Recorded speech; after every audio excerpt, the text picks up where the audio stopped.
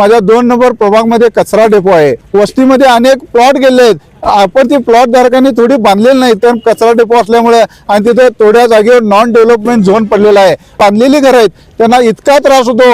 मी प्रचारला गेले तरी मला लक्षात येते की आपल्याला इथे 5 मिनिटं बसायला त्रास होते, तरी लोक आपलं आयुष्य तिथे कसं काढत असतील। लहान लहान मुलं आहेत की त्या कचऱ्याच्या वासामुळे आणि पावसाळ्यात जी दुर्गंधी पसरते त्यापासून डास आणि माशा येतात, त्यामुळे ती आजारी पडतात। माझ्या प्रभागातील लोकांना एकत्र केले एसटी कॉलनीमध्ये आणि हा प्रश्न मुश्रीफ साहेबांच्या समोर मांडला। तेव्हा साहेबांनी मला एका शब्दात उत्तर दिलं की 100% संतोष, मी कचरा डेपो हलवणार आणि याचं दुसरीकडे आरक्षण पडलेलं आहे। आणि दुसरा म्हणजे नुसतं हलवून तिथं कचऱ्याचा ढीग मारणार नाही, तर माझ्या कागलमध्ये मी ज्या पद्धतीनं कचऱ्यावर प्रक्रिया करण्याचं मशीन लावलेले आहे, कचऱ्यावर प्रक्रिया करून त्याचं खतात किंवा अन्य वस्तूमध्ये रूपांतर करून त्याचं विल्हेवाट लावलं जातं, तसं विल्हेवाट आम्ही 100% संतोष तुझ्या या माध्यमातून इथं गडिंग्लजमध्ये